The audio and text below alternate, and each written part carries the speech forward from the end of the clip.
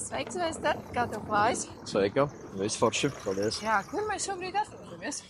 Klusā centra sirds, tā varētu teikt, jā. Klusā centra šarms.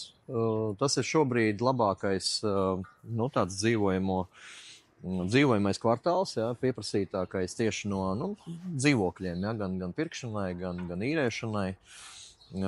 Agrāk jau vispār, tā paņem tādā retrospekcijā, ja kā bija, tad Vecrīga kādreiz jau, ja kotējās, ja mēs runājam par 90. gadiem, ja, tad Vecrīga bija tā, kas bija katra vietējā cilvēka, tāds tā kā sapnis, ja, ka, teiksim, dzīvot Vecrīgā, ja, dzīvoklis Vecrīgā, tas bija tāds, kā,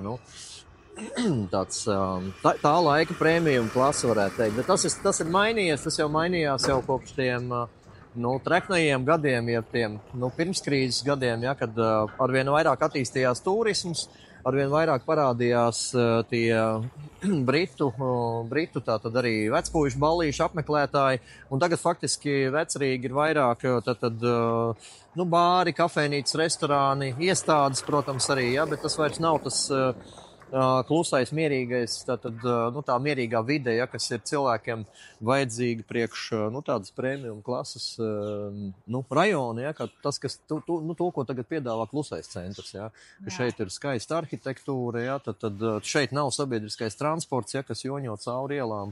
Tas ir tas, kas ir vajadzīgs šādai videi. Ar ko tev vispār asociē šis rajons, šīs ēkas, un varbūt tu vari īsumā pastāstīt, kā tad viss šeit ir radies un kāda bija laika, tad šo visu šeit būvēja?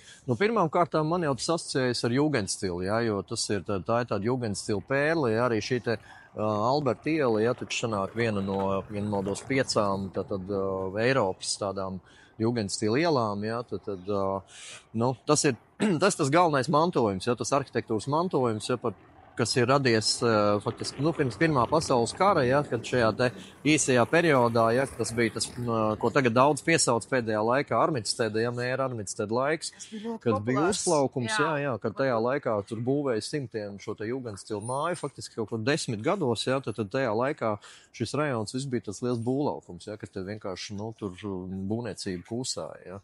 Tā kā, lai mēs varētu atkārtot kaut ko līdzīgu, ja, kaut kur tagad. Bet ar ko tieši tas periods asociējās? Vai tā bija liela labklājība valstī, vai kas notika īsti? Tas bija uzrāviens. Tas sakrita ar tādu industrializāciju, to, ka tajā laikā veidojās dažādi uzņēmumi, gan tur rūpniecība, gan eksports, jā, tad, protams, tā bija pilnīgi cita toreiz, politiskā kārtība un cits laikmets, jā, tad pirms Pirmā pasaules kara, jā, bet, protams, ka tas bija tāds uzrāviens un tāds, industrializācijas uzplaukums, kas Rīgai deva, jā, šo te pievienoto vērtību tādā bagātīgā arhitektūrā.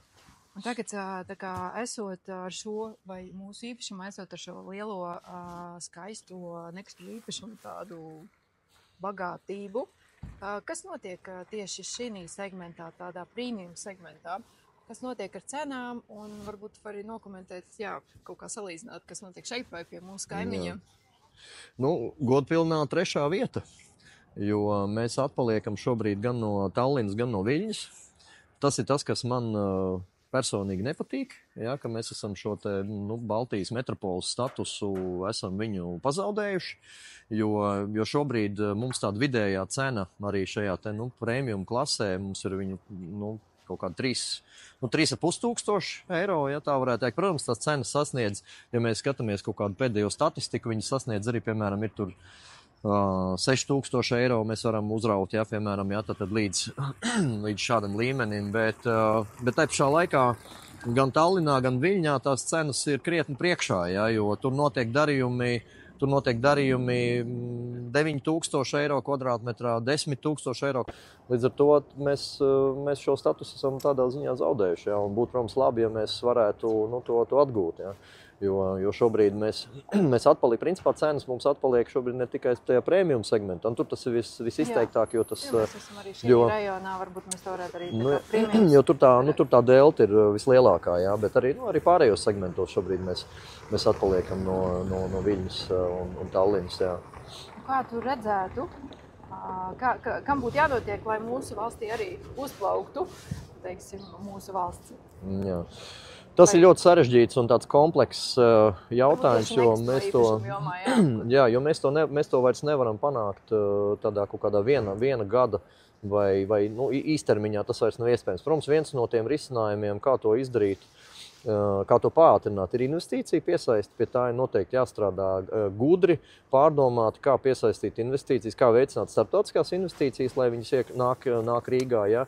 Tad Eiropas investīcijas, ja, arī kaut kādu plašāku geogrāfiju piesaistīt. Ja. Tad otrs jautājums arī, kā veicināt arī iekšējās investīcijas, lai cilvēki domātu nevis kā naudu tērēt ārzemēs, lai viņi, protams, ka vienmēr kāds pirks īpašumus ārzemēs, tas arī labi, ja.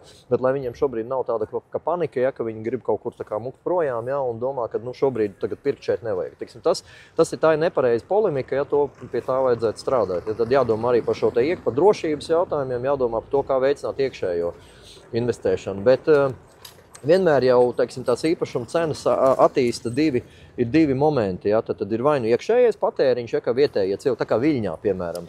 Viļņā pērk šos te mega dārgos īpašumus, pērk vietējie lietuvieši. Kāpēc pērk? Tāpēc, ka viņiem ekonomika ir daudz jaudīgāka. Viņi, protams, ir lielāka valsts, lielāks iedzīvotājs skaits, bet viņi pa šiem pēdējiem 11 gadiem viņi ir spējuši tad kļūt par diezgan tādu turīgu valsti, ja, kuri ir spējīgi paši